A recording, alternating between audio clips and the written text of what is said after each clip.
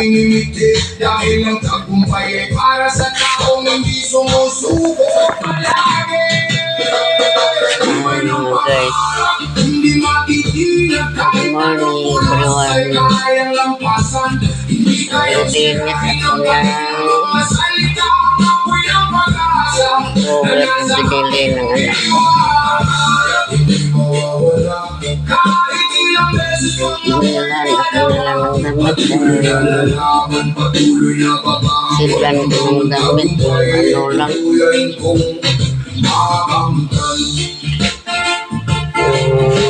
yun, sako ba?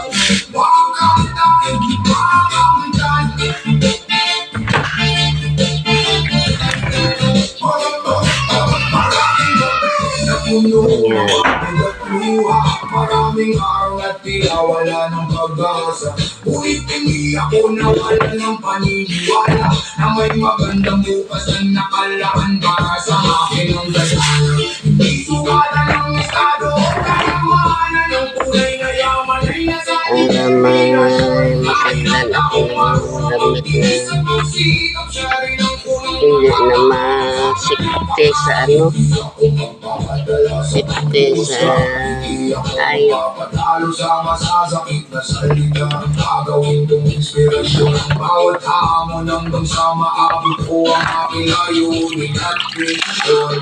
Hayaan mo silang magsalita, hayaan mo silang manghusga, dahil hindi sila ang may hawak ng iyong tadhana. Ikaw pa rin ang susulat ng iyong kwento at pag-asa. Kapag pakiramdam mo'y gusto mo nang umitaw, alalahanin mo kumaki ka nagsimulang mangarap. At huwag mong hayaang mawala ang apoy na siyang nagbibigay ng lakas sa iyong buhay. Buti naman binilhan ako ng anak ng sila ng damit ko. Kasi yung mga damit ko sa karton at saka sa sako bag, yan ang talagang mahirap. Mapapatunayan kung may bunga ang bawat maghihirap sa buhay. Yan ang talaga ang mga mahirap. Hindi tayo makabili ng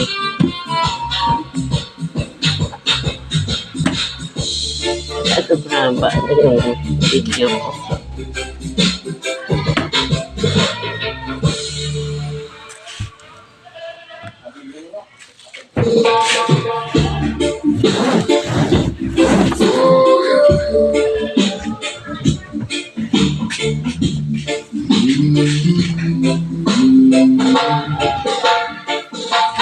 Mabigat ang buhay, parang basa ang mundo.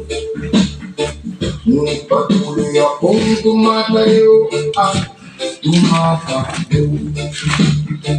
Hindi man mabilis ang pag-abot sa pangarap, alam kong darating din ang tamang pagkakataon. Araw-araw may bagong hamon na dumarating. Minsan ang problema ay tila walang katapusan din. Ngunit pinipili kong magpatuloy sa laban, dahil alam kong may magandang dahilan.